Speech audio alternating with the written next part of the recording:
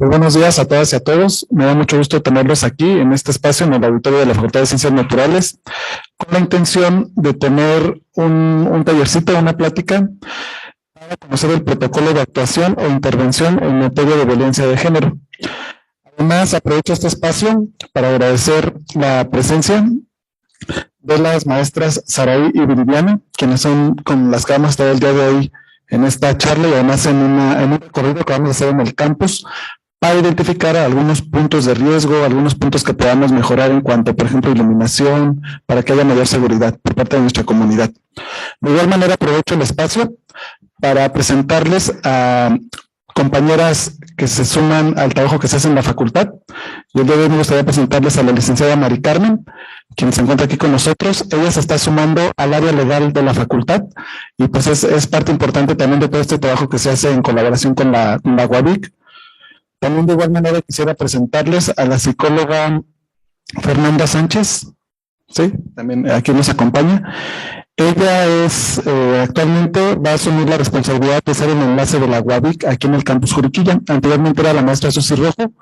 Muchas gracias, maestra Susi, también por todos estos años que nos ha apoyado en esta responsabilidad. Y pues bueno, también para que la conozcan a la maestra Fernanda. Nada más comentar que en Campus Aeropuerto es la psicóloga Mariana Bárcenas, quien es el enlace, y en Campus Conca es la maestra Mayra. ¿Sí? Entonces, sin más, le voy a ceder la palabra a la doctora Andrea Alvera también para que nos dé unas palabras y a la maestra Paula. Muchas gracias, buenos días. Agradecer la presencia de los representantes de UABIC. También hacemos el agradecimiento a la coordinadora Marilu, o perdón, la directora. Y bueno, sabemos que vamos a tener diferentes días trabajando con la UABIC para poder entonces revisar todos estos puntos que tenemos también que dar respuesta al pliego petitorio de la Facultad de Ciencias Naturales. Por eso todos pues aquí, y vamos a estar muy pendientes de todas estas actividades. Muchas gracias y bienvenidos. Hola, buenos días a todos. Les agradecemos su presencia y pues igual creo que ya lo dijeron todo.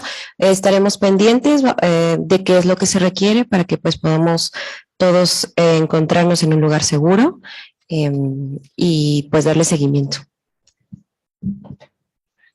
Esta misma charla y esta actividad de visitar los diferentes espacios lo vamos a replicar también en Campus Aeropuerto y en Campus Amazcala en los días próximos. En Campus Concalle se hizo este trabajo previamente y pues la intención es, como les mencionaba, que todas y todos tengamos la información, sepamos cómo actuar, identifiquemos esos puntos o áreas de oportunidad que tenemos como facultad.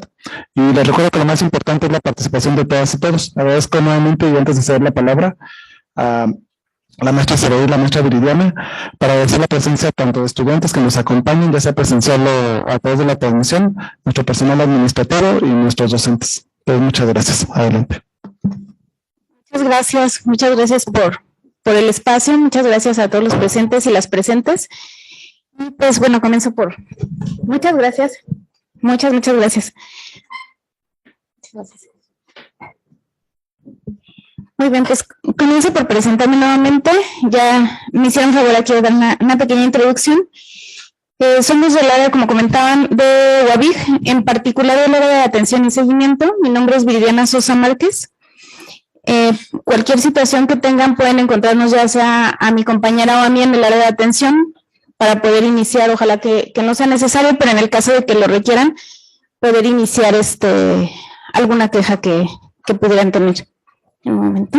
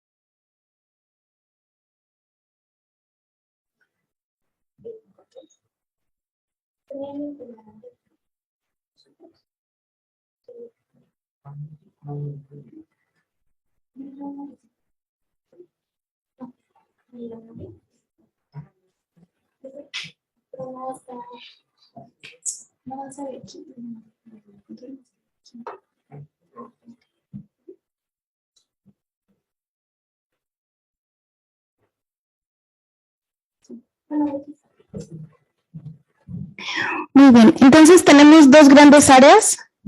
Una de ellas es la dirección. Ahora a raíz del paro se convirtieron ambas en dirección, anteriormente eran coordinaciones. Una de ellas es la dirección de igualdad y paz. En el área de igualdad, lo que se realiza es prevención, trabajos de capacitación, que son quienes les visitan continuamente para estar dando estas capacitaciones a docentes, a alumnas, alumnos. Y en esta área también tenemos dos grupos de ayuda a los que ustedes pueden recurrir de manera totalmente gratuita. Es un grupo de apoyo para varones y un grupo para mujeres. La idea del grupo para varones es transformar todas estas ideas que tenemos en torno a la masculinidad, a qué es ser hombre, que de pronto pueden convertirse en violencias, que de pronto se traducen en actos de violencia. Y en el grupo de mujeres, pues tiene este objetivo de poder identificar las violencias de las que podamos estar siendo víctimas o incluso que también podamos estar ejerciendo, ¿no? Entonces, en esta dirección, pues la función es principalmente la prevención, a diferencia de UABIG. Como les comentaba, estas áreas se crean a partir de 2018 bajo una perspectiva de género. Y aquí, pues cabe hacer una reflexión también. ¿Qué idea tenemos acerca de perspectiva de género? ¿Tienen alguna idea más o menos de a qué se refiere la perspectiva de género? Si gustan. Si gustan alguien, decime más o menos cuál es la idea de la perspectiva de género, o a qué suena. Las acciones, se desarrollan las actividades, que hay diferencias, puede haber diferencias, pues. Así es, sí, básicamente estas diferencias que pueden después repercutir en violencia, ¿no? Ejemplo, aquí en el plantel, cuando salimos por la noche, si hacemos una encuesta, por ejemplo, con hombres y con mujeres y les preguntamos si es seguro salir aquí a tomar el transporte público, por ejemplo, a las 12 de la noche, seguramente si le preguntamos a los varones la respuesta va a ser distinta a si le preguntamos a las mujeres. ¿Será lo mismo, por ejemplo, utilizar el transporte público, el metro en Ciudad de México para hombres que para mujeres? También es así que se tuvo que crear un vagón especial, ¿verdad? Para mujeres. Entonces, el transporte público y el horario, por ejemplo, sí, son distintos para hombres que para mujeres, incluso para la comunidad LGTBIQ+. También las condiciones son distintas, las circunstancias son distintas. ¿Se vivirá igual la ciudad perteneciendo a alguno de estos grupos que a otro? ¿Será igual para todos, para todos? La ciudad se vive distinto, los riesgos son muy distintos para cada una de los grupos sociales. Es por eso que tenemos que atender algo que se llama perspectiva de género. La perspectiva de género, muchos autores la ponen con este ejemplo de colocarnos unos lentes distintos para ver la realidad de una manera distinta. La perspectiva de género es colocarse esos lentes que nos van a permitir ver estas diferencias, estas cuestiones de género, para evitar que después se puedan convertir en actos de violencia. Esta área de la dirección de igualdad busca promover espacios libres de violencia, busca proteger a la comunidad universitaria, que se respeten los derechos de todas las personas que están en la comunidad universitaria entendida como alumnas, alumnos, docentes, personal administrativo, personal de limpieza, personal de seguridad. Todas las personas que viven y conviven la universidad son parte de la comunidad universitaria y son personas a quienes tenemos que estar protegiendo. Y aquí también el objetivo pues es atender a las personas. En la dirección de igualdad que les comentaba, el trabajo es meramente de prevención, a diferencia de UABIG. En UABIG, que es la Unidad de Atención a Violencia de Género, en particular nos enfocamos a atender las quejas.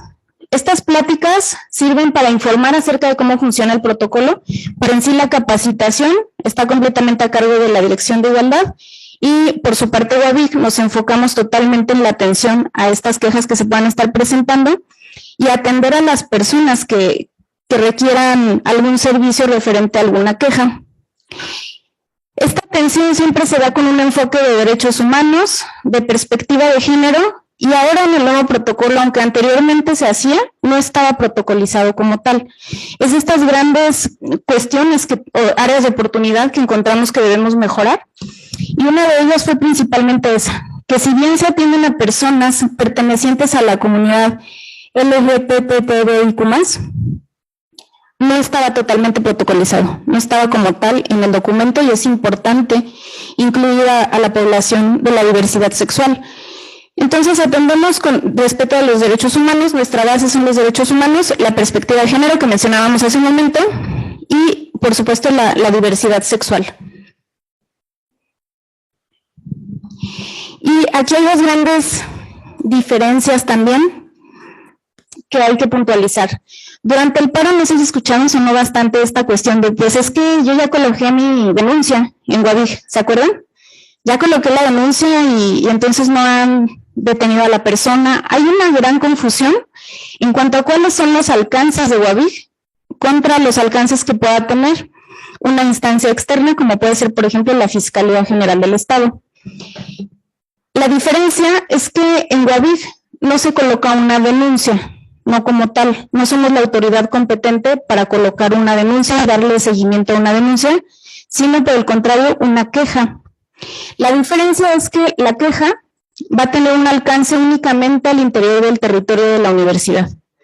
¿Por qué? Porque estamos facultados únicamente para actuar dentro del territorio de la Universidad Autónoma de Querétaro. Eso desafortunadamente también limita las medidas de protección que se puedan otorgar. Solamente estas medidas van a actuar dentro del territorio de la universidad. En cambio, cuando se coloca una denuncia ante la Fiscalía, por ejemplo, ante la Fiscalía General del Estado, ahí sí los alcances son, además de la universidad, todo el demás territorio. Fuera del territorio de la UAC también se pueden otorgar estas medidas de protección y por supuesto que el alcance jurídico también va a ser distinto. El alcance jurídico también puede llegar a una sanción, ahí sí incluso de pena de prisión, por ejemplo, la reparación del daño va a ser distinta y una anexión a la otra, se pueden llevar ambos procesos a la par. En UABIC, la parte jurídica que hacemos es brindar este acompañamiento y orientación a las personas en situación de víctima para que puedan acudir a la Fiscalía, sepan qué se debe hacer en Fiscalía, cuál va a ser el proceso a seguir, qué se puede esperar a la hora de presentar una declaración, cuáles son las expectativas jurídicas. Toda esta asesoría sí se brinda en UABIC y el acompañamiento si se requiere, por supuesto, también. Y también tenemos dos distintas maneras de presentar una queja. Puede ser una queja anónima o una queja formal. Ejemplo, nuevamente en el paro o en algunas otras actividades, ¿han escuchado hablar del tendedero de denuncia? El tendedero mal llamado de denuncia, porque comentamos que una denuncia como tal, pues se presenta ante la autoridad competente, pero así se le llama coloquialmente. El tendedero es una herramienta a través de la cual la sociedad en general puede colocar, por ejemplo, el nombre, la fotografía de alguna persona que haya ejercido violencia. Entonces, es una manera de exponer a la persona que ejerció violencia en algún momento. La situación es que, bueno, durante el paro, por ejemplo, se le solicitaba a UABIC iniciar una queja formal de los nombres que se encontraban colocados en el tendedero o incluso en las pintas que se realizaron durante el paro. Esto resulta complicado porque, pues, imagínense, por ejemplo, voy a decir un nombre al azar, nadie se sienta aludido. Ejemplo, Pedro Acosador. ¿Cuántos Pedros habrá en la Universidad Autónoma de Querétaro? Es complicado saber contra quién va esa queja. No conocemos quién es la víctima, a quién vamos a proteger, a quién vamos a atender. Entonces, de esa manera, pues es imposible iniciar una queja. De ahí surge la necesidad, entonces, de formalizar las quejas anónimas. eso sí es posible, se puede iniciar una queja anónima. Hay un formato que está en la página de Facebook que les voy a dejar al final. En ese formato es un link donde llenan un formulario. Ese formulario no solicita datos personales, pero sí los datos de la persona a la que se está acusando. Es necesario un nombre completo, por lo que les comentaba. Necesitamos saber de quién se trata para poder atender. Y por ser anónima tiene ciertas limitantes. Aquí lo más importante para WABIG es primero proteger a la víctima. Lo primero a otorgar son medidas de protección. Si la queja se presenta de manera anónima, no sabemos quién es la víctima, a quién brindarle esas medidas de protección y de qué manera le vamos a proteger. Lo único que podemos hacer entonces es tomar acción con la persona a la que se está señalando por violencia. ¿De qué manera? Se le notifica y se toma alguna medida restaurativa. En este caso puede ser, por ejemplo, acudir a los grupos de masculinidad y estar vigilando que esté cumpliendo con su asistencia. En ocasiones también nos sucede que la queja no está bien puntualizada, no dice exactamente qué fue lo que ocurrió y ya no tenemos manera de contactar a la persona. Entonces les pedimos que esta explicación de lo que ocurrió sea lo más puntual posible y que tenga datos completos de qué ocurrió, cómo ocurrió, quién fue la persona y si hay testigos o personas allegadas que pudieran también hablar acerca de lo ocurrido. Entonces necesitamos el qué, cómo, cuándo, dónde, también cuando se presenta una queja formal. El alcance de la queja formal es distinto. Vamos a ver cómo funciona entonces la queja formal. Y para dejar muy claro, por ejemplo, de qué cuestiones puedo colocar una queja, hay que entender en primer lugar qué es violencia de género. ¿Qué entendemos por violencia de género? Hay violencias que no necesariamente son de género. Entonces hay que hacer esa diferencia. Las que no son de género también llevan una atención, no quedan desatendidas, solo que las atiende otra área, que es un área que se llama Unidos. Es un área de defensa de derechos humanos con la que contamos al interior de la Universidad Autónoma de Querétaro. Está en el mismo sitio donde estamos nosotros, en la parte frontal. Al final les voy a dejar los datos, están en la misma zona. Y en esta área se atienden casos, por ejemplo, de acoso escolar, del llamado bullying. Ahí se atienden este tipo de casos. Entonces hay que ver esta diferencia. ¿Qué es entonces la violencia de género? Nos han enseñado, partiendo de ahí, les hablaba al inicio de estas diferencias entre ser hombre y ser mujer, y estos grupos que buscan ahora volver a resignificar esta cuestión de qué es ser hombre y qué es ser mujer, para evitar violencia. Nos han enseñado un montón de cosas en torno a ser hombre. Si pensamos en el estereotipo del hombre mexicano, de qué se espera de un hombre mexicano, socialmente qué pensamos que cómo debe ser un hombre, funcionar un hombre en sociedad, vienen algunas palabras a nuestra mente. ¿Cómo qué palabras se les ocurren, por ejemplo? ¿Qué es ser hombre en México? ¿O qué se cree que es ser hombre? Fuerza. Fuerza física, no solo fuerza física, también fuerza emocional, ¿verdad? No llora, exacto. Entonces, los hombres no lloran, ¿no? Tenemos esta frase bien trabajada, los hombres no lloran. Realmente hablando de lo que dice, los niños no lo dejan expresarse, se lastiman. La mamá dice, no llores porque eres niño. Así es. Desde pequeñitos y conforme van creciendo les vamos enseñando a no llorar. Pero fíjense todas las repercusiones que tiene esto, porque con el no llorar entonces va implícito el no muestres tus emociones. Ajá. No comunicas. ¿Mande? No jugar con muñecas.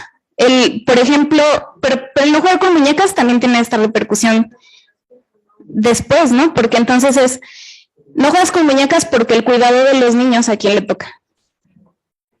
A la mujer, a la niña. Desde niña, entonces, ¿quién sí juega con muñecas? Porque a quién sí le toca el cuidado, pues a las niñas, ¿no? Entonces, en principio es, reprime tus emociones, no hables de tus emociones, tú no lloras, tú no dices nada. ¿Y eso en qué se traduce? ¿Qué pasa cuando no mostramos nuestras emociones, cuando no decimos lo que sentimos? Viene una frustración. Y de la frustración, ¿saben qué sigue? La violencia, el enojo. Las emociones que no salen, que no hablamos, dice Freud, ¿verdad? Que los sentimientos que enterramos, después salen y de la peor manera, ¿cierto?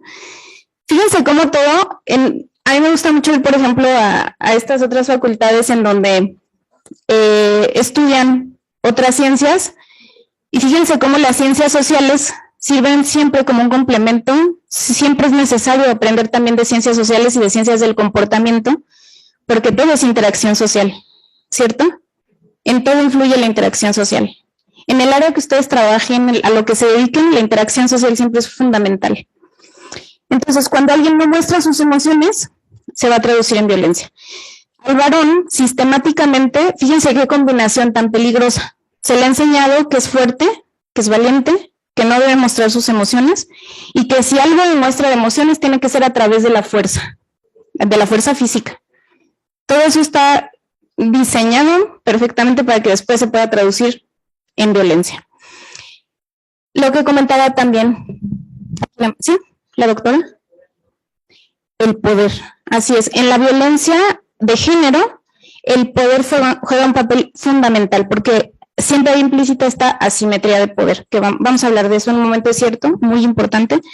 Entonces, la cuestión también, bueno, de con qué juegan. Si ustedes van al súper, van a ver esta división entre los juguetes de los niños y las niñas, incluso está como de azul y rosita, porque los estereotipos están súper marcados. Y en el área de niñas vamos a encontrar las muñequitas, la cocinita, hasta escobitas chiquitas, ¿no? Para que desde chiquitas aprendas que eso te toca a ti. Eso no va en el área de niños, ¿sí? Cuando hablamos de violencia de género, generalmente pensamos en una violencia de hombre contra mujer.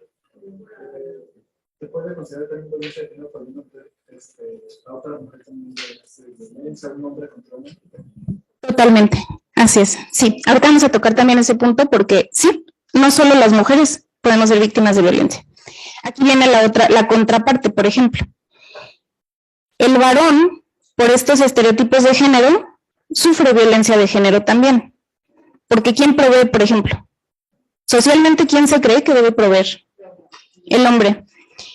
Cuando el varón pierde su trabajo, pierde su salud y no es capaz de proveer, además de la carga económica, viene una carga emocional y social fuertísima. Lo vulnera más. Se vuelve más vulnerable que en el caso de otra persona, de una mujer, por ejemplo, que perdiera el empleo, ¿no? Porque es mal visto, porque es más señalado. En el hombre recae esta carga entonces, si no demuestro emociones, tampoco a mis hijos, por ejemplo, ¿no? Se involucran de manera distinta con los hijos, con las hijas. La crianza es distinta porque culturalmente así se les ha enseñado. Entonces, no, los hombres no es que nazcan malos, los hombres no son malos, no son naturalmente violentos. Lo que ocurre es que culturalmente vamos enseñándoles pautas tendientes hacia la violencia. Además de que la educación, les decía, está pensada en, es que las mujeres los educan como violentos, las mujeres los hacen machistas. Cuando la educación es compartida, ¿verdad? Debe ser por ambas partes. Ser mujer en México, ¿qué conlleva? Socialmente, ¿qué pensamos de ser mujer? Ser mamá, número 1. Fíjense qué calificativo, ¿no? Descalificativo. Servil, sumisa, servicial. Las mujeres somos mamás, o sea, maternamos, no importa que no tengas hijos. Las mujeres vamos por la vida maternando al hermano, al papá, al novio, al jefe, su cafecito, ¿cierto?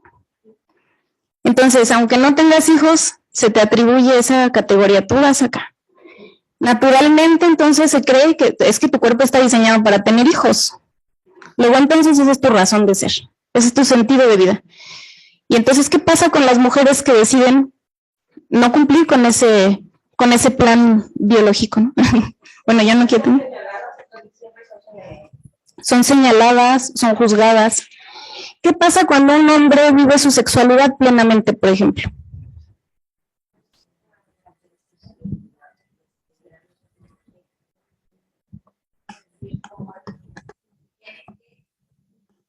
El hombre, entre más sexual, mejor visto en sociedad, ¿no? El semental, ¿no? Hay ciertos adjetivos calificativos que se le atribuyen al hombre que ejerce su sexualidad de manera libre. y no son negativos. Pero ¿qué pasa si la mujer ejerce, si nosotras ejercemos nuestra sexualidad con libertad? Esos adjetivos cambian, ¿verdad? Ahí sí, entonces el señalamiento va a ser negativo. ¿Se fijan cómo estas diferencias? El problema no es nacer con un pene o con una vagina. El problema son los estereotipos que se atribuyen a nacer con un pene o con una vagina. Entonces, sí viene lo biológico, que es la sexualidad, que hasta mal dicho está, ¿no?, de esta cuestión de solo hay dos sexos. Digo, aquí hay expertos y expertas que nos pueden decir lo contrario, ¿verdad? ¿Cierto que solo hay hombre y mujer? Por ahí hay una bióloga muy famosa, Baptiste. ¿Vale? Sí. Que se le llama intersex, ¿verdad? Entonces tenemos también una población intersexual, que entonces ¿dónde colocamos, no? Y biológicamente, médicamente ha habido esta necesidad de colocarle en algún lugar, ¿verdad? Incluso antes, bueno, tan violentos somos como sociedad que era con los papás, ustedes lo saben, ¿verdad? En la historia médica, esta práctica de elige qué quieres que sea, y los papás elegían, pues yo quiero que sea niña, yo quiero que sea niño. Ah, bueno, entonces lo vamos a criar como niño, como niña, e incluso se dan casos de castración en torno a este argumento de solo hay hombre y solo mujer, ¿verdad? Hay por ahí una bióloga que ustedes deben conocer mejor que yo, que se apellida Baptiste. Es una bióloga trans, una mujer trans, que comenta que no hay nada más cool que la naturaleza. Y es cierto, ¿verdad? Entonces, siempre tenemos esta cuestión de querer traer lo biológico a lo social, y entonces nos queremos agarrar de lo biológico para ejercer violencia. ¿Cierto? Entonces, esto también forma parte de la prevención de violencia para las disidencias sexuales, sexogenéricas. Y lo que preguntaba es cierto. ¿Quiénes pueden ser víctimas de violencia de género? Todas las personas. ¿Qué es violencia de género? Entonces, toda aquella violencia que sea ejercida por el hecho de ser mujer, por el hecho de ser hombre o por el hecho de pertenecer a la disidencia sexogenérica. ¿Sí? Todas y todos podemos ser víctimas de violencia de género, pero entonces todas y todos podemos ejercer violencia de género también. Y la cuestión es que lo tenemos tan ya arraigado en nuestras costumbres, en nuestro día a día, que de pronto ya no nos damos cuenta. Lo tenemos muy normalizado y de pronto ya no nos damos cuenta que estamos siendo violentos con las demás personas. Entonces, todas y todos podemos ser víctimas de violencia de género. La cuestión es que estadísticamente, ¿por qué entonces hay leyes, hay tratados internacionales dirigidos a prevenir la violencia contra las mujeres y a sancionar específicamente la violencia contra las mujeres? En México contamos, por ejemplo, con una ley que es la Ley para una Vida Libre de Violencia, la ley para el acceso de las mujeres a una vida libre de violencia. En esta ley, que le llaman, el nombre corto es la Ley de Acceso para las Mujeres. ¿Por qué se enfoca entonces solo a las mujeres, si todos podemos ser víctimas de violencia de género? Bueno, porque estadísticamente niñas y mujeres sufrimos mucho más violencia de género, en particular de género. Porque culturalmente, por todo esto que les platicaba hace un momento, hay una desnivelación. Se habla de que nos va a tomar 130 años alcanzar este retraso que llevamos laboral, económico, social. A las mujeres aún tenemos un rezago laboral. Por ejemplo, las mujeres actualmente, según INEGI, estamos ganando a un 33% menos que los varones por los mismos trabajos. Entonces aún hay brechas laborales, brechas económicas, brechas políticas. Solo observen el mundo político. ¿Cuántas mujeres hay participando efectivamente? Porque se llena la cuota de género, pero eso no significa que estén tomando decisiones. Observen aquí, en cortito, ¿no? Para no irnos tan lejos, ¿cuántas mujeres hay al frente de las facultades? Después de cuántos años tenemos una rectora al frente, por ejemplo, ¿cuántas mujeres rectoras han existido? Siendo que poblacionalmente somos más mujeres que varones. Entonces, esta desigualdad, desde luego que existe, es evidente, tan así que, bueno, de ahí surgen los tratados internacionales que obligan a México a tomar acción. porque todas estas leyes han surgido por tratados internacionales que a su vez surgen de sentencias. Tenemos sentencias ante la Corte Interamericana que nos obligan a atender los temas de género. Entonces, la violencia contra las mujeres es una derivación del gran mundo de la violencia de género. Aquí me voy a ayudar un poquito. Vamos a entender cuáles son estos tipos de violencia que son susceptibles de queja. De cuáles casos yo puedo presentar una queja ante WABIG. E incluso, si es el caso, alguna denuncia, si se cometió un delito, por ejemplo. Vamos a ver 3, hay más, pero vamos a ver los más comunes en el entorno escolar y los que más comúnmente atendemos en WABIG. Tenemos violencia física, psicológica y sexual. Vamos a hacer lo siguiente. Si gustan, yo les doy más o menos a grandes rasgos, en razón del tiempo, la definición de cada uno de ellos. Y me ayudan con un ejemplo de alguno que hayan presenciado en el entorno escolar. Hay ejemplos. Nadie está libre de violencia, desgraciadamente. Vivimos en un país, ustedes lo saben, sumamente violento, y muy violento contra sus mujeres y sus niñas, muy violento contra las disidencias sexogenéricas, ahí están las cifras. Entonces, desde luego que esto permea a los entornos escolares, y desgraciadamente también a los hogares. Entonces, no tenemos ningún lugar libre de violencia como tal. La violencia física es aquella que requiere un contacto, cuerpo a cuerpo. Cualquiera que sea ese contacto, desde un empujón, un jalón de cabello. Entre los alumnos, por ejemplo, y alumnas está bien normalizado el pasar y dar el zape, ¿no? Que pasan y como un juego, lo tienen como un juego, pero bueno, ¿en qué punto decidimos que la violencia será un juego, no? La violencia física. Y nuevamente volvemos a lo cultural, ¿no? Desde pequeños tenemos esta idea de educar a través de, como dicen, una nalgada a tiempo, ¿no? Por ejemplo. Entonces, si desde pequeños hemos crecido con esa estructura, pues es difícil deshacernos de esa estructura.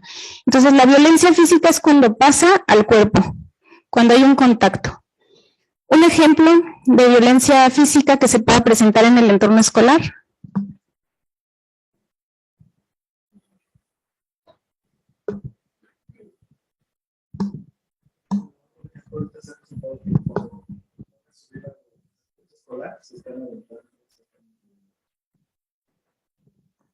Muchas gracias. ¿Y no creen que eso después pueda generar otros problemas?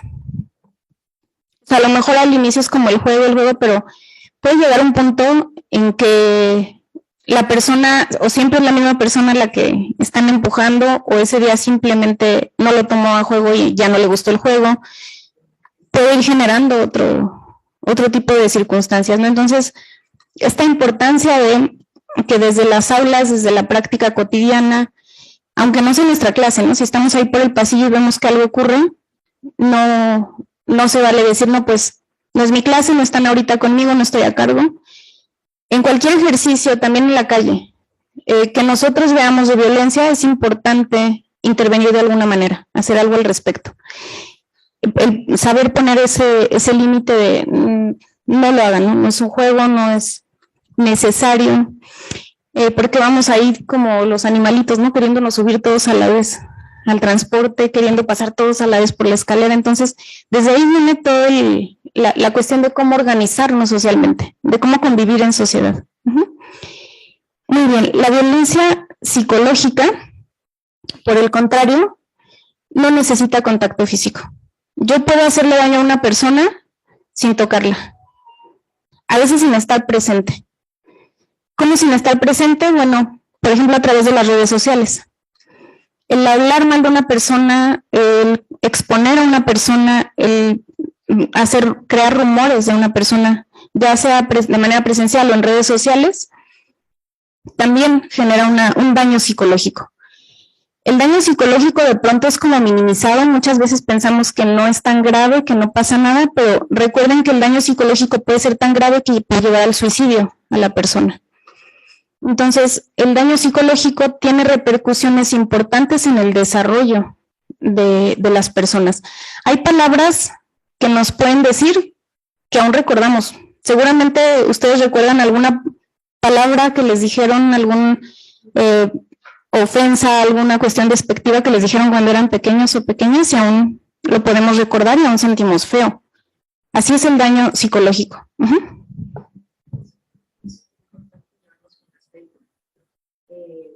No sabemos si el día de hoy la persona con la que me llevo viene de buenas o viene de malas para poder recibir cualquier tipo de comentario, y puedo decir, es que yo siempre le he dicho así, y a lo mejor nunca le pareció, pero hoy en específico le pareció bien, ¿no? No sabemos en la historia, como dice, qué tanto le pudo haber afectado, o no, o para nosotros podrá ser muy normal el decir, ay, cuando vas manejando, ¿no? Pues es que seguro es mujer, incluso nosotros mismos lo decimos. Es toda esta parte que traemos culturalmente. Así es, vale la pena hacer esta pausa para pensar qué violencias podemos estar ejerciendo, o esto que estoy diciendo, cómo puede repercutir en la otra persona, qué puede causar en la otra persona, y eso se llama empatía. Conducirnos con empatía.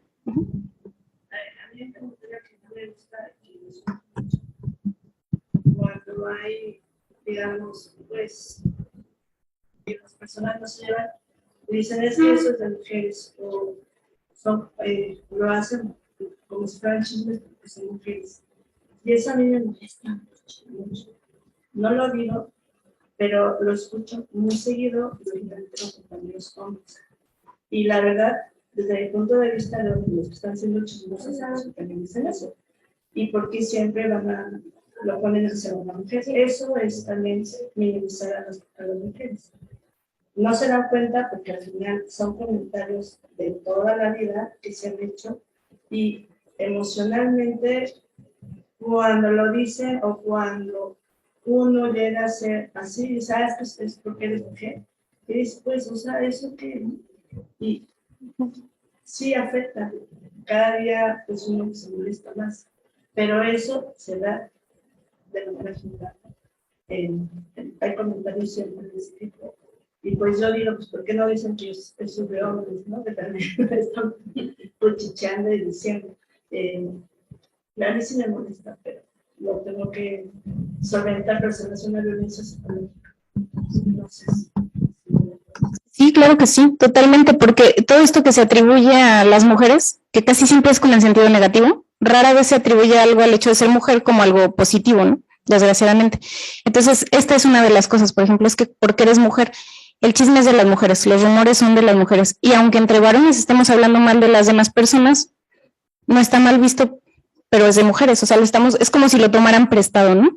Como si fuera de la otra población. En esta cuestión de las mujeres generan conflictos. Las mujeres son conflictivas, o entre nosotras, por ejemplo, no, pues no hay peor enemigo que otra mujer, ¿no? De una mujer que otra mujer. Todo esto lo que hace es perpetuar la mala convivencia, la no convivencia entre las mujeres, y eso nos debilita en cuanto a que juntas podemos hacer un montón de cosas, ¿no? A que podemos organizar grandes cosas en grupos de mujeres, y que ya tienen como bien grabado que si estamos juntas es por chisme, no porque estemos organizando algo grande, algo efectivo, por ejemplo, ¿no? Muchas gracias. ¿Sí? Que estabas comentando, ¿no? Regularmente estás jugando ese grupo, las plantillas, hablo de un ejemplo, ¿no? Para participar en una comunidad, hay no son puras mujeres.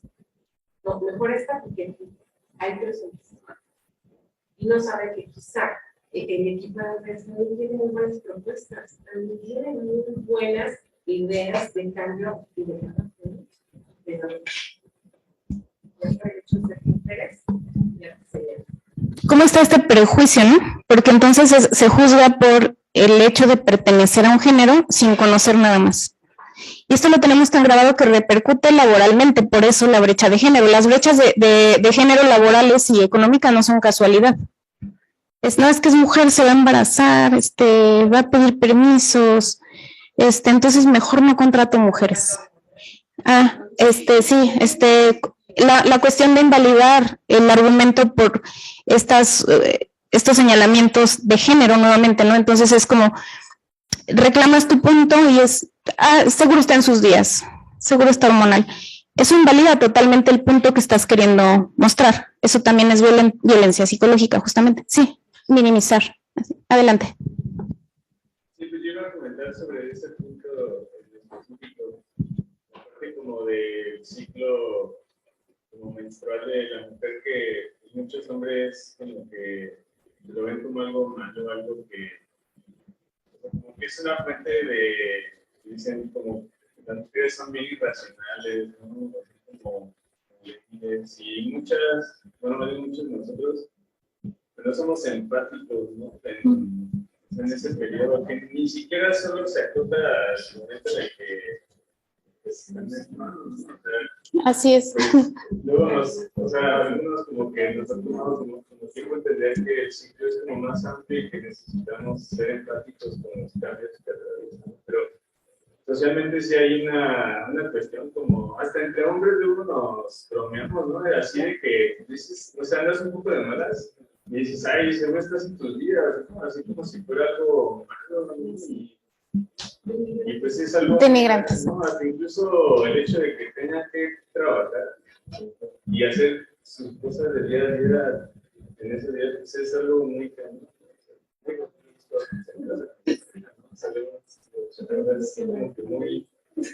No debería ser así, ¿no? Y creo que sí hay como que es un elemento que sí se utiliza mucho, ¿no? Por parte de los hombres.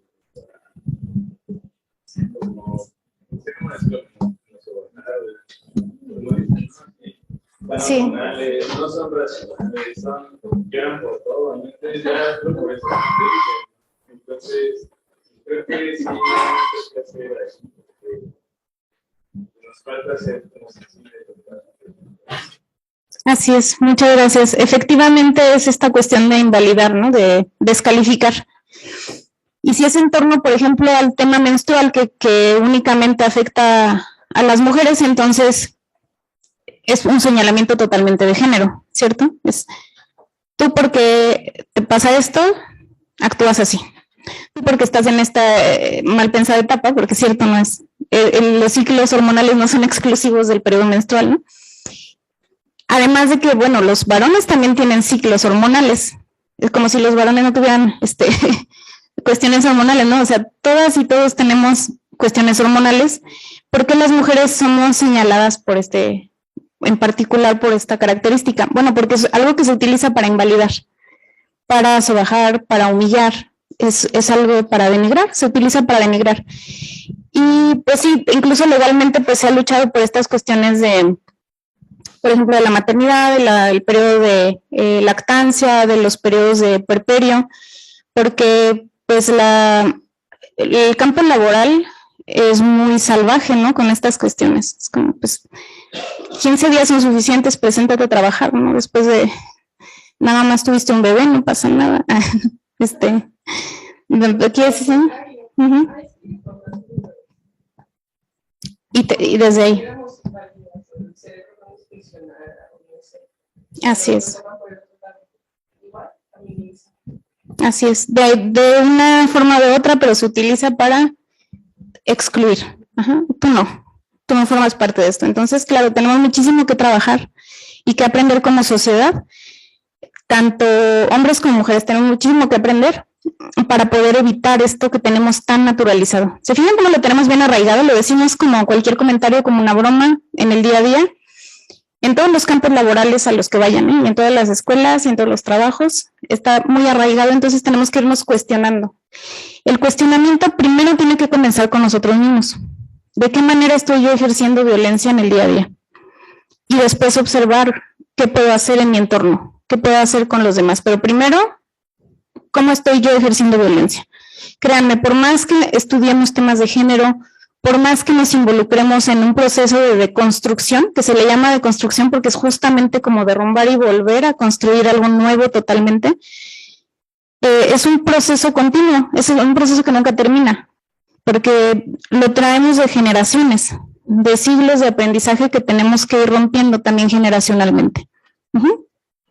Muy bien, entonces, de la violencia psicológica quedamos de acuerdo que no es necesario el contacto físico, ¿verdad? Para hacer daño, y es cuando se genera un daño emocional, un daño en la autoestima de la otra persona. En la violencia sexual hay un campo muy amplio, hay toda una gama de cuestiones de violencia sexual. ¿Qué creen que pasa lo mismo, muy parecido con la violencia psicológica? A veces ni siquiera es necesario tocar a la persona para ejercer violencia sexual. ¿Qué pasa cuando vamos caminando por la calle y nos dicen cosas lascivas, ¿no? Comentarios lascivos. ¿Mande? Obscenos. ¿Cómo nos sentimos? Puede pasar con los hombres, puede pasar con las mujeres, y es una sensación de incomodidad, pero sobre todo de inseguridad, ¿no? No te sientes seguro de estar transitando por las calles que deberían ser libres para todas las personas. Y ahí la persona no necesita tocarte, no necesita hacer nada más que el comentario. En este campo incluso está la cuestión de las miradas, y es como, ay, pues como una mirada, pues sí, las miradas también pueden incomodar bastante. En la cuestión de la violencia sexual hay algo que está ocurriendo de manera muy cotidiana, desgraciadamente, sí ha llegado ya a la cotidianidad. Sobre todo en este periodo durante y después de la pandemia, ustedes saben que los jóvenes utilizaron mucho los medios digitales para comunicarse más que nunca, y a raíz de esto surgió el intercambio, bueno, no surgió, sino que más bien se hizo mucho más intenso este intercambio de fotografías con contenido sexual. Y entonces hemos recibido en Wabig una cantidad inmensa de quejas relacionadas con el uso que se da de este material. Entra dentro del campo de la violencia escolar cuando se da entre personas relacionadas con el entorno escolar. Para que Wabig pueda recibir una queja, se requiere que las personas involucradas tengan una relación actual y directa con la universidad. ¿A qué me refiero con una relación actual y directa? Que estén inscritos o inscritas como alumnos, que estén dentro de la plantilla de honorarios, de administrativos o laboral de la Universidad Autónoma de Querétaro, que sean docentes, por ejemplo, entonces que tengan esta relación con la UAC. Eso es lo que se necesita para iniciar una queja en primera instancia. Aunque ocurra fuera de la escuela, si las personas están relacionadas con la universidad, se debe atender. Porque sería absurdo pensar que ocurrió fuera de la escuela y van a llegar a la escuela y ahí se va a desaparecer y se van a llevar muy bien en la escuela y ya no pasó nada. Van a regresar a la escuela en algún momento y van a traer el evento de violencia aquí a la escuela y lo van a seguir sufriendo en la escuela, no porque pase fuera de la escuela ya no pasó. Mucho de esto es a través de los medios digitales, entonces. Hay que dejar muy claro que compartir fotografías con contenido sexual no es un delito. Cuando voluntariamente yo decido compartir contenido sexual a otra persona, no estoy cometiendo un delito. No hay nada que sancionar ahí. Ni tampoco es susceptible de colocar una queja. Entonces, ¿qué sí es susceptible de queja? Cuando la otra persona a la que se le compartió hace uso indebido de esas fotografías. Ahí sí puedo colocar una queja e incluso una denuncia porque estamos hablando de un delito. El uso que se da de esas fotografías, la difusión de esas fotografías o incluso de conversaciones íntimas, sí es susceptible de queja. Entonces el problema no es que se compartan, sino que se dé un uso indebido de ese material. En violencia sexual, otros de los casos que tenemos es, por ejemplo, la palabra clave de la violencia sexual es el consentimiento. El consentimiento, ¿saben qué es? ¿A qué suena? ¿Manda? Que estés de acuerdo, y cómo sabemos si la otra persona está de acuerdo. Y tiene que responder de manera verbal afirmativa. O sea, esto suena como muy lógico, pero créanme que ya en la práctica no pareciera tan lógico. Como dicen, el sentido común es el menos común de los sentidos. Sí. Ahí es bien importante, creo que esto es como en general, aprender nosotros a decir sí y ser coherentes con lo que verdaderamente queremos, porque muchas veces decimos sí queriendo decir no, o decimos no, queriendo decir sí. ¿Te molesta? No, pero después de muchas veces, entonces ya lo externo. Eso es creo que lo más... Una de las partes participantes es poner límites. Ajá. Una poner límites, pero la otra persona, ¿cómo entiende esos límites y cómo accede o no a esos límites? ¿Sí? Yo he escuchado incluso comentarios de gente que por ver a una mujer vestida, no sé, con una blusita. Ay, muchas gracias. Hola, hola. Sí.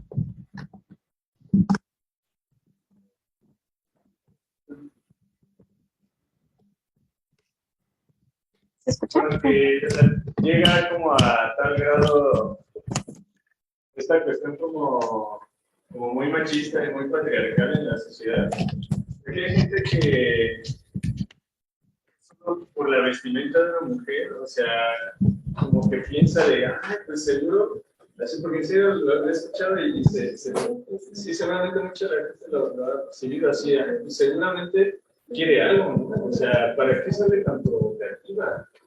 O incluso yo he escuchado gente que dice, es que yo sé que una persona, o sea, como que, pues, lleva su sexualidad como, la usan la palabra, no sé, así, así las llevas. Entonces, pues yo tengo el derecho, ¿no? Como de acercármele y pues sí, porque si lo hace con otra persona, pues, ¿no? O sea, esto es gravísimo porque, o sea, como hombres, hay gente que siente que tiene el derecho, ¿no? O sea que de manera no consentida puede aproximarse, ¿no? Así nada más como si fuera un derecho natural, ¿no? Del hombre y eso pues es bastante grave, ¿no? Porque digo, se da a veces, o sea, yo he visto casos entre personas que ya tienen una relación de amistad, incluso familiar, pero eso llega a ocurrir con gente que no tiene nada que ver, así de que, pues, ¿por qué? Lo he escuchado, ¿no? De amigas, de familiares, pues, ¿por qué te acercas? O sea, ¿qué te hizo pensar que quería interactuar contigo, ¿no? Y más en un sentido como sexual, o sea, como que, ¿qué tienes en la cabeza, ¿no? Y justamente creo que se relaciona con eso, ¿no? Totalmente. Muchas gracias. Porque fíjense cómo se traduce esto que está diciendo nuestro compañero. Y así como se los digo, es de absurdo. Fíjense cómo sonaría de absurdo que yo dijera, pues sí, tú me diste tu consentimiento al momento de ponerse esta falda. Pero tú me diste tu consentimiento cuando me aceptaste la cena. O sea, yo la pagué. ¿No? Porque también esta cuestión de... ¿Vale? Sí, tú me coqueteaste, entonces ese fue tu consentimiento, ¿no? O sea, pues, porque hay esta cuestión de, le invité la cena y no pasó nada, ¿no? Y hay un enojo. Nada más le hizo que pagara la cena, nada más le invité la salida, pero no pasó nada, porque está ligado esta cuestión de pagar con, tengo un derecho. Tan es así que la violación en el matrimonio anteriormente no estaba sancionada. Hace algunos años no se sancionaba si era en mi matrimonio, porque se entendía que era como una propiedad, ¿no? La mujer era una propiedad, y entonces no tenía que otorgar su consentimiento. Ya lo tenía desde que firmó el papel. Algo así, en algo así se traduciría, ¿no? Tan absurdo como eso. Entonces, la cuestión con el consentimiento es que se tiene que otorgar. Yo no puedo llegar y tomar el consentimiento de la otra persona porque entonces estaremos hablando de un abuso sexual o de una violación. El consentimiento tiene que ser otorgado de manera verbal y de manera muy textual, ¿no? Sí quiero, no quiero. Una persona alcoholizada, por ejemplo, ¿estará en posibilidad de otorgar un consentimiento plenamente consciente? No. ¿Pero qué creen que hay gente que piensa que sí? Entonces tenemos un montón de casos que están siendo atendidos justo por esa cuestión. Pues es que sí estaba ebria, pero dijo que sí. Además yo andaba igual, ¿qué tiene?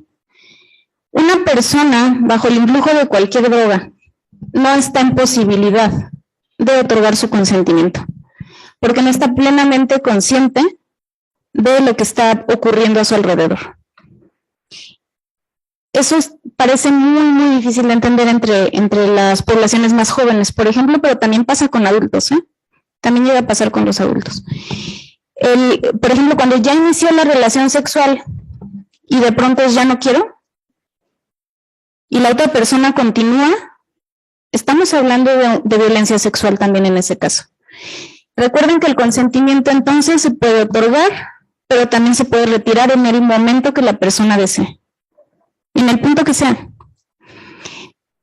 Anteriormente, bueno, mi formación, yo soy criminóloga de formación, entonces, anteriormente por los lugares en los que he laborado, he tenido oportunidad de atender muchos casos de víctimas, casos de gravedad o personas ya en detención, y muchos de los argumentos van en torno a parecía que sí quería. Es que parecía que sí quería, o sea, sí me dijo que no, pero su cuerpo y su actuar era como que sí quería, por ejemplo, no se quitó. Con los niños, por ejemplo, es terrible la cuestión de es que la niña me provocó. Muchos abusadores sexuales dicen es que me provocó. Una niña pequeña.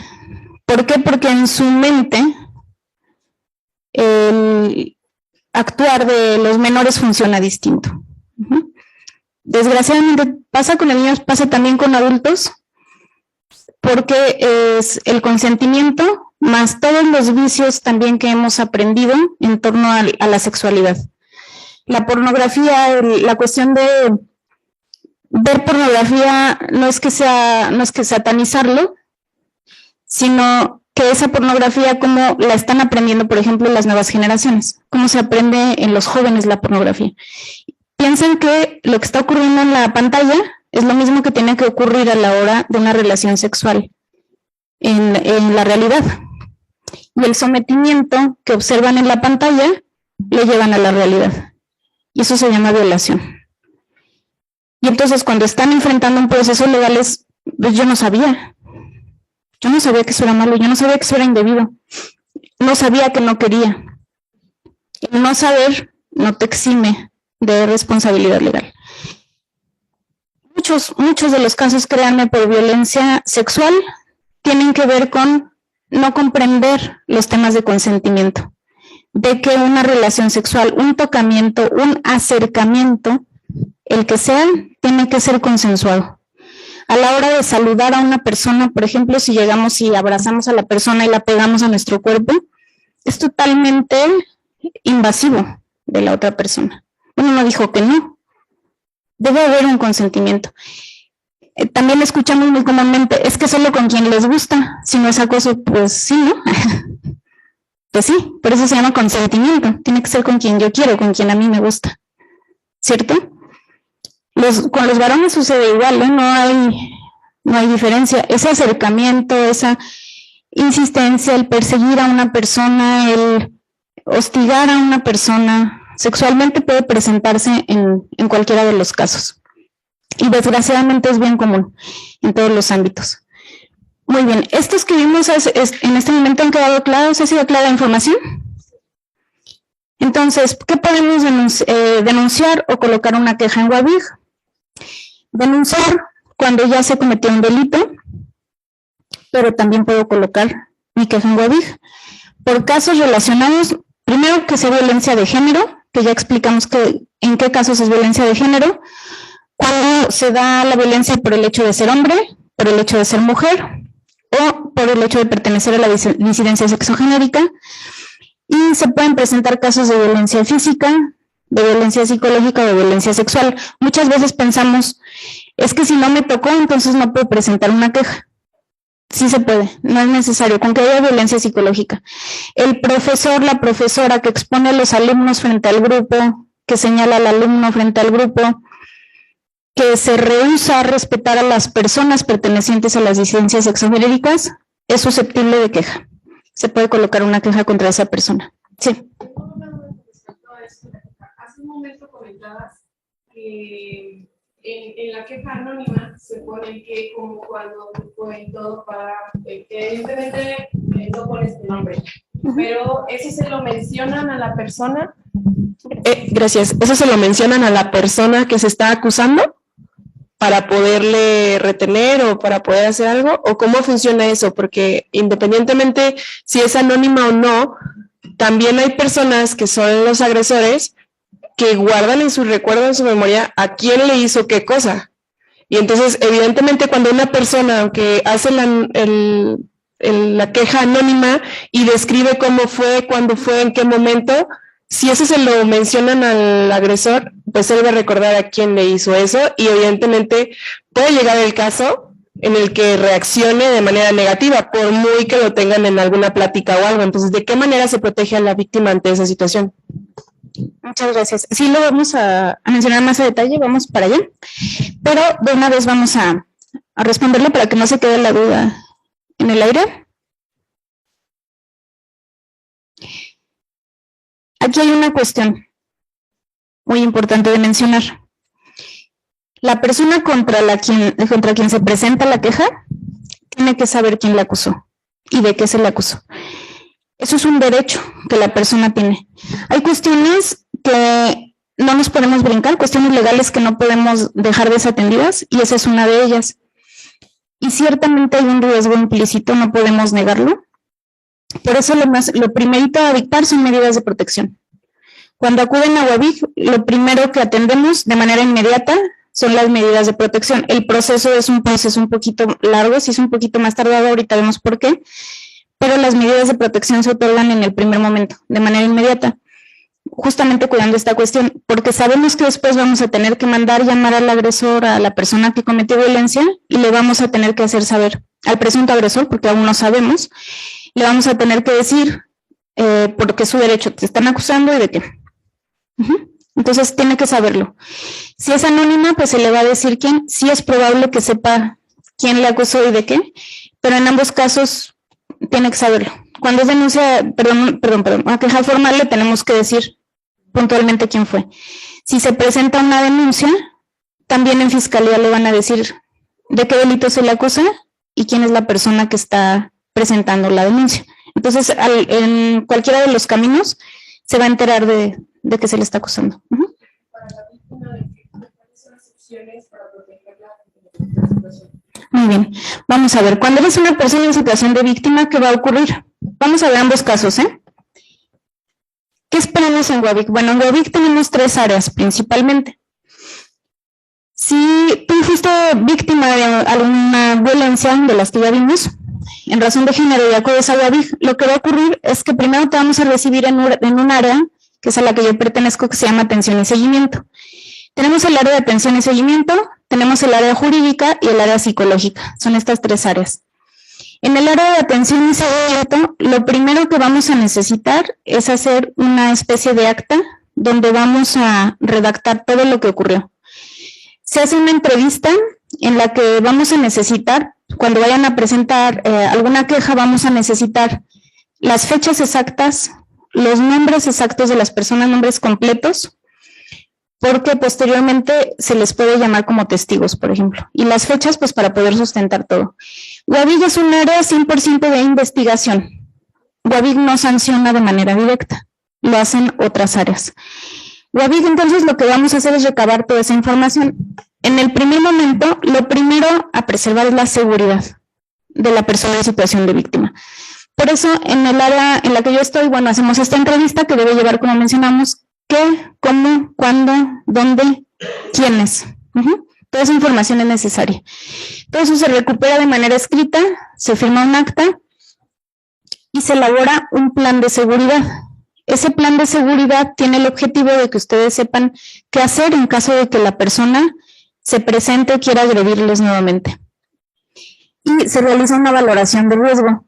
Todos los casos son importantes, pero hay casos con un riesgo muchísimo mayor que otros. Con base en esa valoración de riesgo es que vamos a otorgar las medidas de protección, dependiendo el caso, dependiendo qué necesite la persona en cada situación es distinta. Con estos elementos que nosotros integramos, pasa al área de las abogadas, al área jurídica. En el área jurídica es donde ocurre esto. Le van a mandar llamar a la otra persona, tiene derecho a leer esa acta que se levantó y a conocer los detalles de esa acta. No conoce la valoración de riesgo, no conoce el plan de seguridad, no conoce ningún otro documento más que la entrevista que se realiza en un inicio. ¿Por qué? Porque la persona a la que se le señala también tiene derechos. Tenemos que respetar los derechos de ambas partes. Les decía al inicio que atendemos con perspectiva de derechos humanos y eso incluye a todas las partes que intervienen. Esta contraparte entonces va a poder leer el documento, puede tener un representante legal y tiene 3 días como plazo para presentar su respuesta. Es decir, tiene derecho también a externar su propia versión de los hechos. Lo puede hacer en ese momento de manera verbal o lo puede hacer 3 días posteriores de manera escrita, como lo decida, pero solo tiene ese plazo de 3 días. En esta área de las abogadas es donde se presentan las pruebas. Se hace una pequeña investigación. Por pequeña no me refiero a que sea como a la se va, sino que estamos limitadas por las facultades legales. Una fiscalía, por ejemplo, puede hacer mucho más trabajo de investigación que nosotros. Tiene muchas más facultades para actuar. Nosotros no. Entonces hacemos una investigación un poco más limitada, pero sí se lleva a cabo una investigación. Tenemos que cuidar las formas en cuanto a que también no se imponga una sanción injusta a una persona. Entonces, por eso se lleva a cabo esta investigación. En esta investigación, si hay capturas de pantalla, si hay testigos, llamadas grabadas, todo lo que pueda servir como prueba, se puede integrar durante esta etapa. Y de manera inmediata, en cuanto llegan, se buscan las medidas de protección. ¿Cuáles son? Les decía que las medidas de protección están limitadas al territorio universitario, dentro de los planteles. Lo primero es que no sigan conviviendo con la persona que les agredió. Y va a depender mucho de la relación laboral o docente, por ejemplo, la decisión que se tome. Pero tiene que haber una separación. Entonces, puede haber un cambio de adscripción, puede haber un cambio de grupo, por ejemplo, un cambio de turno. Y en ocasiones, en casos graves, se ha decidido mandar a las personas, por ejemplo, a clase virtual, para que no haya ningún tipo de interacción. Si hablamos de un delito de gravedad, en ese mismo momento, se toma acción para colocar la denuncia. La cuestión es que si la persona no quiere colocar una denuncia, nosotros tenemos que respetar su derecho a decisión. Todo lo que la persona en situación de víctima decida a lo largo del proceso va a ser totalmente respetado. Nosotros no podemos imponerle u obligarle a tomar decisiones porque estaríamos nuevamente siendo violentos. Entonces aquí la cuestión es, ¿quieres presentar la denuncia? No. Y eso de pronto sí es complicado, es muy complejo porque si es un caso de gravedad y la persona no quiere presentar la denuncia, nosotros no podemos hacer más que lo que nos faculta la ley y el reglamento universitario. Sí. Se habla mucho de lo que es la revictimización. ¿Cómo se maneja ese tema? Bueno, para los que están escuchando en la transmisión, se habla mucho de lo que es la revictimización. ¿Cómo le hacen ustedes para que en algún momento no podamos entrar en ese tema de poder llegar a revictimizar a la persona? Honestamente, estos procesos per se pueden resultar revictimizantes. No por las instancias, sino porque la víctima, para poder presentar una denuncia o una queja, de entrada tiene que relatar lo ocurrido. Relatar lo ocurrido implica un daño emocional adicional. Desde volver a hablarlo, desde volver a recordarlo. E incluso hay autores que afirman que esto ya es revictimizante. No lo podemos evitar. Ese daño emocional que va a surgir de los procedimientos, tanto legales como los administrativos, no lo podemos evitar en cierta medida. Lo que sí podemos evitar es nosotros volver a ser violentas o violentos con las personas que estamos atendiendo. ¿Cómo lo evitamos? La formación es fundamental. El equipo está integrado por personas con perspectiva de género. El mayor número de revictimización en instancias de atención se presenta por la falta de conocimiento en temas de perspectiva de género, por no atender con perspectiva de género. Y eso llega desde acá hasta ya instancias como tribunales, como juzgados, en donde se atiende sin perspectiva de género. Entonces, el conocimiento es fundamental. Nuestras áreas anteriormente eran menos personas, a raíz del paro también se vio esta necesidad de sumar personas a la unidad, y las personas que vamos sumándonos a la unidad tenemos conocimientos de posgrados, de diplomados, nos mantenemos en continua preparación en temas de perspectiva de género.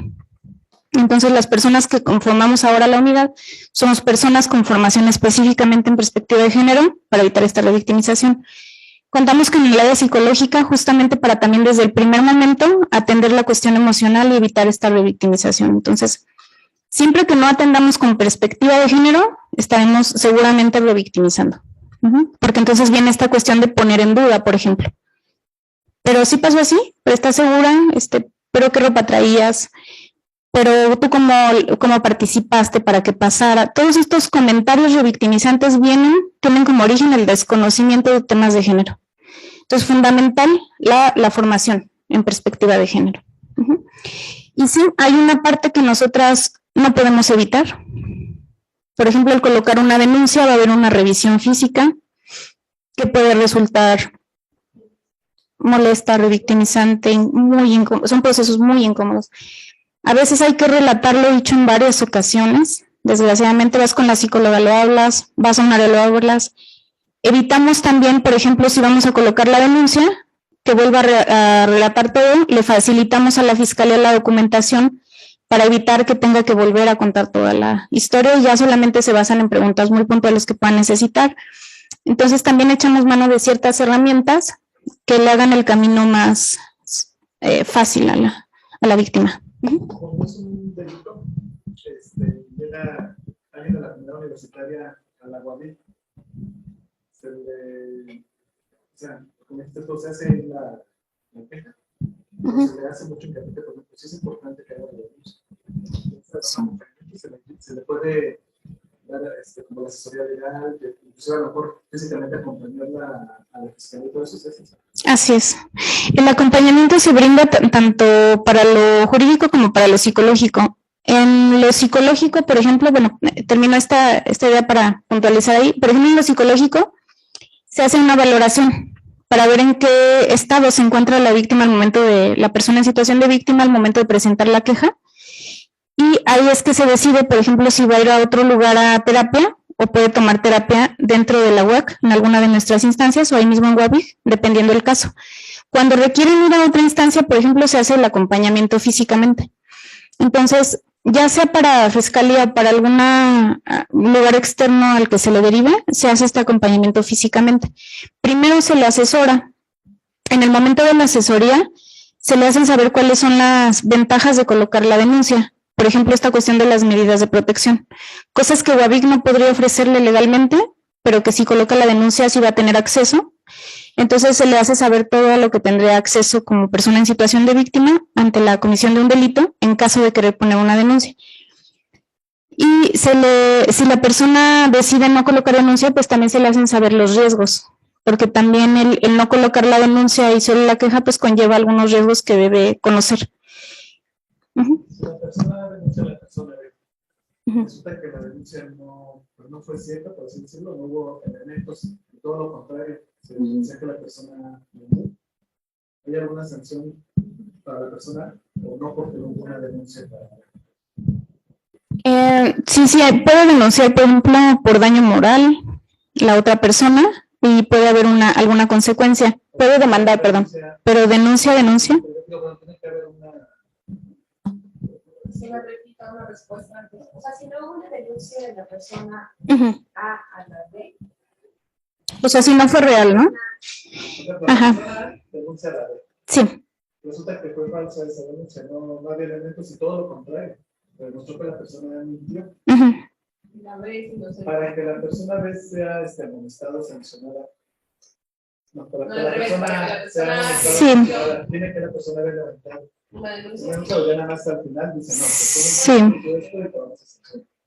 Sí, tendría que presentar una ya sea denuncia o demanda para que puedan sancionar a la otra persona por haber, en este caso, por ejemplo, en Querétaro, en el estado de Querétaro, ya no existe esto de la difamación, de las calumnias como un delito. entonces ahí la cuestión sería más bien una demanda, que la demanda es más bien de carácter civil, pero tendría que ir. Ajá. ¿Se molesta a la persona? No. Tendría que proceder legalmente la persona afectada, así es. Sí, porque ahí hablamos de, sucede lo mismo que con la víctima, ¿no? Si decide no denunciar, nadie puede hacerlo por ella porque ella es la persona afectada. Entonces, la persona afectada tendría que presentar su propia queja, que podría ser también el caso de sufrir violencia de género a raíz de, porque tendría que ser violencia de género para que presente la queja con nosotros, o en otra instancia, pero de género. Ajá. Si está relacionada con el hecho de ser hombre, o el hecho de ser mujer, o el hecho de pertenecer a la comunidad, entonces sí puede presentar también su queja, y se le da igual el seguimiento igual. Uh-huh. Y sí puede llegar a suceder. Por eso la importancia de hacer la investigación. Por eso la importancia de citar a la otra persona y decirle, hacerle saber, se te está acusando de esto y están presentando estas pruebas. La otra persona también tiene la posibilidad de presentar sus propias pruebas y su propia versión, justo por esta situación, porque puede llegar a ocurrir. Comentabas, hablando del mismo punto, que esa persona tiene 3 días como tiempo límite para presentarse a hacer su propia versión, su versión de la historia. Si no se presenta en ese lapso de tiempo, ¿qué sucede? Si no se presenta, bueno, se le vuelve a citar, se le puede volver a citar, pero ya no tiene oportunidad de presentar la respuesta. Entonces se le vuelve a citar, el proceso se sigue igual. Lo único que ocurriría es que, bueno, va a tener seguramente alguna sanción y ya no tuvo oportunidad de defenderse. Entonces, si quiere hacer uso de ese derecho o no, pues ya es decisión de la persona. Porque es un uso de un derecho finalmente, el poder presentar su versión. Entonces, si no lo presenta en tiempo, pues ya no hizo uso de su derecho. Entonces, pues finalmente en el área psicológica tenemos estas 3 áreas entonces. Primero se hace la entrevista, la investigación, los testigos, se inicia un cuaderno de queja de manera formal y ahí se decide la medida de protección. Les decía que esto ocurre de manera inmediata. La valoración psicológica es fundamental porque a veces cuando somos víctimas, no solo en la cuestión de las víctimas, cuando pasamos un duelo, el que sea, de pronto no somos conscientes de qué tanto daño emocional nos causó lo que ocurrió. Y es muy importante hacer la valoración para saber qué tanto afectación psicológica está presentando esa persona y ahí se decide si se toma terapia ahí mismo en UABIC o en alguna otra instancia. Incluso si requiere ayuda psiquiátrica, pues entonces se le deriva, por ejemplo, a CESAM. ¿Qué pasa si yo soy la persona a la que señalan por violencia? Les decía que cuando llegan, desgraciadamente, pues no sabía que eso era violencia. A veces es una sorpresa genuina de no sabía que eso que hice es violencia. Aún así, se tiene que seguir el proceso. Entonces, si eres la persona señalada por violencia, tienes oportunidad, decíamos, tienes este derecho de escuchar, de que se te está acusando, leer, de que se te está acusando quién es la persona, y se les va a percibir de que no se pueden acercar a esa persona, no pueden interactuar de ninguna forma con la persona, ni a través de terceros. Mandarle mensajes, mandarle decir con otra persona, acercarse a la zona donde está. Nada de esto es posible en tanto está la investigación vigente. Se le hace saber a la persona que de lo contrario pues habrá alguna sanción. Se le apercibe de que no se puede acercar y se le avisa que tiene este periodo para presentar sus pruebas y su propia versión de los hechos. También puede presentarse, así lo requiere alguna persona que pueda ir como testigo, por ejemplo, las pruebas que crea convenientes. Si observan aquí, ya no va por las otras áreas, no pasa por las otras áreas, pasa solamente al área jurídica. Aquí no se brinda toda la atención a la persona que se está señalando porque nosotros somos un área de atención a víctimas. Por eso no atendemos como tal a la contraparte. La otra parte entonces solamente va a pasar al área jurídica y en el área jurídica van a decidir a dónde va, por dónde va a caminar esta queja. Va a depender de la relación de la persona señalada con la universidad.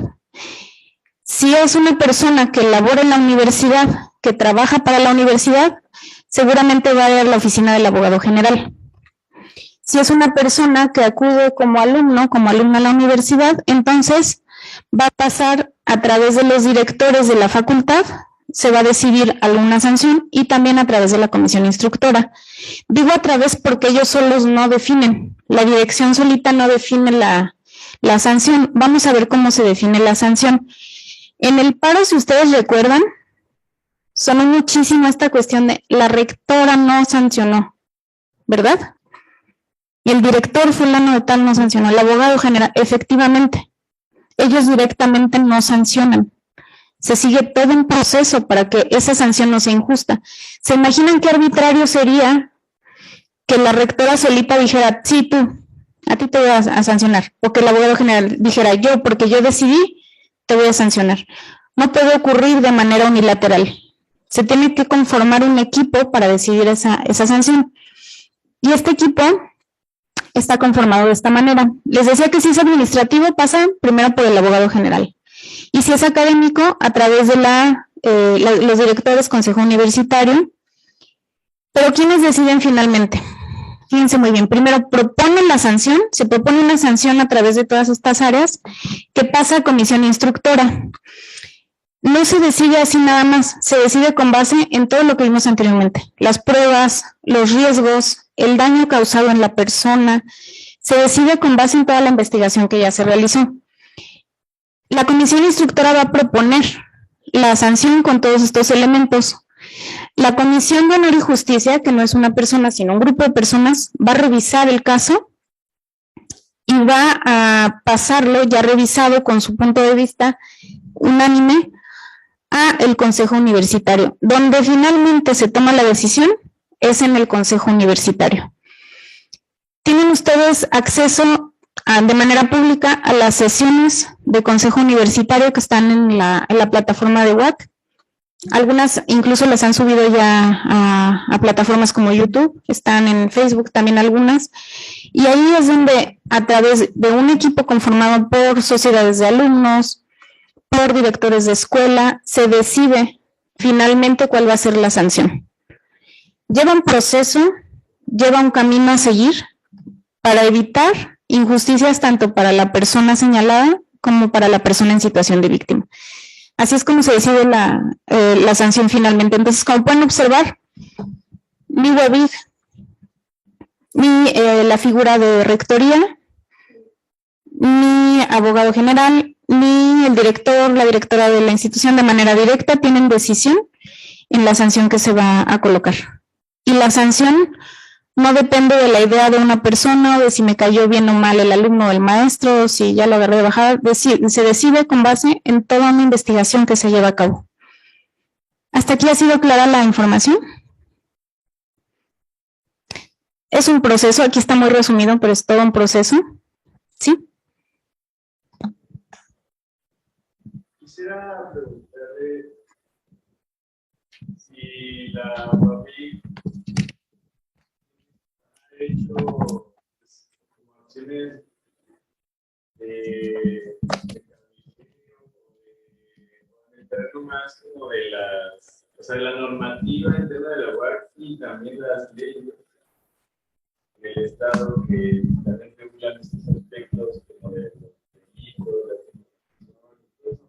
digo porque también a raíz del paro y de otros, pues ahorita en el país la verdad es que no estuvo un de paro, sí, y de aquí la verdad estuvo entonces, pero ahí he escuchado que las sanciones a veces se topan con una pared en términos judiciales, porque o sea, una institución puede tomar una determinación, pero la persona a la que se le está sancionando también puede interponer un amparo, ¿no? Y luego ahí entonces se va a otro terreno, ¿no? Al terreno de lo judicial, y luego también pues muchas veces la comunidad, pues, o sea, eso lo siente así como de, pero es que ¿cómo, no? O sea, ¿cómo es posible si todas las personas, o bueno, muchas personas sabemos que sí es esto, que es un abusador y tal? Y hay veces que ganan esos amparos, ¿no? Y luego entonces también como que se hace más difícil, ¿no? Las sanciones al interior de la... Entonces también me imagino que es necesario que no solo aquí internamente se haga trabajo, sino que también se vea cómo desde la UAC pues se pueden facilitar o modificar, reformar también esos procesos, que algunos son administrativos, pero también hay otros en lo legislativo y en otros judiciales, ¿no? O sea que es bastante complejo, pero que sí, en casos, sobre todo los más graves, en los que implica la comisión de un delito, cosas así, pues sí, claro que tienen que ver todas esas, tanto la UAC internamente como. Sí, sí, la justicia en México es un tema que no podemos negar. Las cifras, les decía, hablan por sí solas, ¿no? Tenemos más del 90% de impunidad, tan solo. Entonces, ciertamente es una realidad que no se puede negar. Desgraciadamente no tenemos injerencia en ese tipo de decisiones, pero sí como universidad producimos. Les decía que sí, la investigación es fundamental, tanto en su campo como en el nuestro. La investigación científica nos ayuda a todos los productos de investigación que genera la UAC en cuanto a investigación social, nos ayudan a visibilizar todo esto. Eso sí, la UAC produce, no como tal UABIG, pero sí la UAC como institución, produce investigaciones científicas sociales muy importantes que han ayudado también a darles curso a la legislación, a dar curso a la generación de leyes. No por nada ha surgido toda una efervescencia también legal a raíz de los movimientos sociales, ¿no? Entonces, el movimiento social, la investigación social, todo esto ayuda, los paros que vemos tienen un efecto también, tienen un impacto legal, ¿sí? Sobre lo que se comentaba antes de esta pregunta, yo quisiera nada más aclarar, en el artículo 285 del Estatuto Orgánico se indica quiénes conforman la comisión instructora. Entonces el director no la conforma. O sea, está conformado por un presidente, que es el maestro adscrito en la Facultad de Derecho con mayor antigüedad, un secretario, que es el abogado general de la universidad, un vocal, que es un docente de la facultad que está involucrada, y cuando sea un acto que involucre estudiantes, 2 estudiantes de la facultad. En este caso, quienes forman parte de la comisión instructora son los estudiantes consejeros universitarios que sean en ese momento de la facultad quienes nos representen. En el caso particular de la Facultad de Ciencias Naturales, por acuerdos y costumbres, cada año los estudiantes consejeros universitarios se van cambiando. Por ejemplo, este año los 2 estudiantes que están es nutrición, el estudiante de nutrición y la de horticultura. Entonces, el año que entra, a partir de agosto, vienen de otras 2 licenciaturas que ya hay un rol establecido, que en este caso tocaría microbiología y geografía ambiental y así sucesivamente. Pero no más quería aclarar porque en esta comisión no está el director. Lo que sí puede hacer el director, lo que sí puede hacer cuando hay un delito o una sanción importante, y eso también quería leerlo aquí. Dice, el rector y los directores de las facultades, escuelas o institutos podrán amonestar y suspender en sus derechos académicos hasta por 5 días a estudiantes que provoquen desorden o realicen conductas irregulares que no sean graves. Porque también nos ha sucedido que hay alguna situación y quieren que el director expulse al estudiante, entonces no es posible. Lo máximo, y dependiendo de la conducta que haya sido, son quitarle sus derechos como estudiante a un estudiante durante 5 días, y eso nos corresponde a nosotros. Después, pues vienen estas otras instancias. Muchas gracias. Sí, en ocasiones nos ha ocurrido que llega, por ejemplo, la queja UABIG. De primera instancia, los directores ya tomaron alguna decisión de manera inmediata para evitar cualquier problema en lo que la persona decide si va o no, porque les decía, es decisión finalmente de la persona. En lo que la persona decide si va o no a alguna instancia, ya sea interna o externa, nos ha ocurrido que el director o la directora toma decisiones en cuanto a la suspensión, que pues sí puede ser por un máximo de 5 días, pero no significa que ahí se va a quedar. Si la otra persona decide actuar, porque si de pronto me dicen, pues es que solo lo suspendieron, no se puede hacer más desde dirección. No se está facultado para hacer más desde dirección, pero si decide acudir a otras instancias, entonces se puede acceder a una sanción mayor probablemente, pero a través de todo este proceso. Muchas gracias. Entonces, si observan, cada área puede actuar únicamente dentro de sus facultades. Por eso es la cuestión de los amparos, por ejemplo. Si nosotros actuáramos fuera de nuestras facultades, entonces sí, podemos incluso tener sanciones administrativas también como personas o como instancias. Entonces tenemos que entrarle únicamente en lo facultado, hasta donde estamos facultados o facultados para actuar. Y sí, pues desgraciadamente si ya pasa a otra instancia y decide distinto, ya eso queda fuera de nuestro alcance, pero la producción de investigación social que ayuda a las mejoras legislativas, a las mejoras sociales, sin duda es también fundamental, y la UAC tiene gran producción en ese sentido. Muy bien, entonces, pues es todo un proceso, pero lo primerito de que son las medidas de protección sí se otorgan de manera inmediata. Mucha gente piensa que, por ejemplo, cuando se otorga esta medida de protección, dicen, es que nada más lo cambiaron de grupo, o nada más me cambiaron a mí de grupo. Se tiene que hacer también con el consentimiento de la persona en situación de víctima. Cuando se va a hacer un cambio de grupo, se va a decidir un cambio de plantel, no se hace de manera unilateral. Esto es consensuado con la persona en situación de víctima. ¿Qué te gustaría que pasara? ¿Cómo te gustaría que pasara? ¿Quieres que se cambie la persona? ¿Quieres cambiarte tú? Pero recuerden que esa no es la sanción. Ese es apenas el primer pasito, que es la medida de protección. Entonces mucha gente se va con la idea de pronto de, no, pues nada más lo cambiaron de grupo y ya con eso, no. Ese es el primer paso en lo que, en tanto, sucede todo el resto del proceso. Muy bien, pues finalmente nos encontramos por cualquier situación que esperamos que no sea necesario, pero cualquier situación que ustedes pudieran necesitar de UABIC, nos encontramos en el área de rectoría, en centro universitario. Si ven de frente a rectoría, estamos del lado izquierdo, no es necesario entrar a rectoría, tiene la entrada por la parte externa. Y ahí también está Unidos, que es la otra área que tiene violencia, pero en temas no relacionados con género. Les dejamos aquí los datos por si gustan tomarle una fotito o tomar nota de los datos. Tienen varias alternativas. Pueden enviar una queja anónima a través del formato que les comentaba, que está en el Facebook, que está ahí anunciado al final. Y también pueden enviar un correo. Siempre para una cita es necesario enviar un correo, porque debe quedar evidencia de que solicitaron ustedes la cita. Y cuando la solicitaron, entonces es necesario que envíen un correo electrónico y les respondemos con las probables fechas de cita, les damos algunas alternativas de fechas para ver en cuáles están disponibles. También está la página web y también pueden llamar por teléfono para cualquier duda, ¿sí?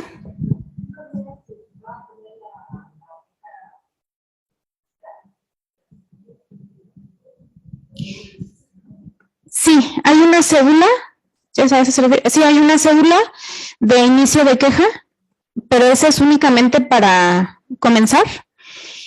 Sobre todo en casos urgentes, sus enlaces pueden a través de su enlace colocar una queja y en algún momento de todas maneras se les va a citar, deben acudir a su escucha inicial, pero nosotros en esa cédula que llenen ustedes junto con su enlace ya vamos a saber más o menos el contexto de qué va lo que vamos a atender. Y si es o no violencia de género, nos llega a ocurrir que también a veces no es violencia de género, aún así se lleva una atención a cabo, no son casos que quedan desatendidos, pero los atiende otra instancia. Entonces, con su enlace llenan la cédula, la recibimos, se les da una cita y se les hace la escucha inicial ya con los elementos que encontramos en la primera cédula que se envió. No, ¿de qué? Entonces, pues sí, también se pueden acercar a sus enlaces. Posteriormente va a haber orientadores y consejeros. Los consejeros no son directamente de UABIC, pertenecen a la Dirección de Igualdad, pero también van a estar acercándose a los planteles y van a estar brindando capacitación. Sucede que a veces durante estas capacitaciones surge alguna queja y ellos nos la derivan a nosotros, entonces a cualquier instancia que se acerquen es válido, pero en algún punto van a necesitar ir a colocar la escucha inicial porque lo importante ahí es escucharles con toda la atención en el tiempo que merecen, en tiempo que sea específicamente para ustedes, para escuchar todo lo que tengan que decir referente a la queja y poder tener este tiempo para asesoría. En planteles externos o lejanos, en los más lejanos a veces se puede hacer por Zoom, si gustan. Entonces también hay esa alternativa, pueden solicitar una cita por Zoom, si les queda muy lejos, para que no se tengan que trasladar, no hay problema, la hacemos también vía Zoom. Aquí están entonces nuestros datos. Y si gustan, no sé si se ve ahí la fotito, bueno, es una oficina pequeñita del lado izquierdo, pero ahí con todo gusto los y las recibimos, cualquier situación que requieran. Y pues la atención somos únicamente mujeres, no es por otra cuestión, sino porque realmente los hombres se involucran poco en temas de género. Hay pocos profesionistas que quieran entrar a temas de género, no es por otra razón, pero somos puras mujeres quienes atendemos en las 3 áreas, pero estaremos muy complacidas de poder ayudarles en medida de nuestras posibilidades. Entonces, pues agradezco mucho su presencia, su interés, su participación y les reitero nuestro apoyo. Muchas gracias.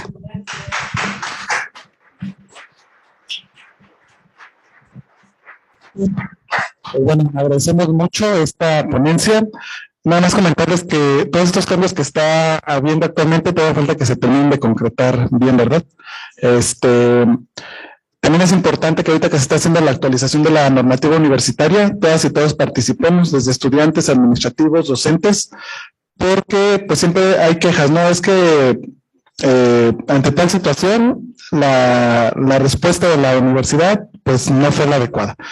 Entonces todo eso, precisamente para eso se está actualizando todos los lineamientos de la universidad. Entonces ya se han compartido y ha habido foros, etcétera, y recordarles pues que es importante porque eso es lo que nos va a estar dictando cómo va a ser el proceder de la universidad en los siguientes años. Entonces muchas gracias y agradezco la paciencia de todas y todos.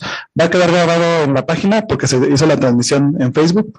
Entonces también si gustan compartirla con algún miembro de la comunidad para que la pueda ver. Gracias.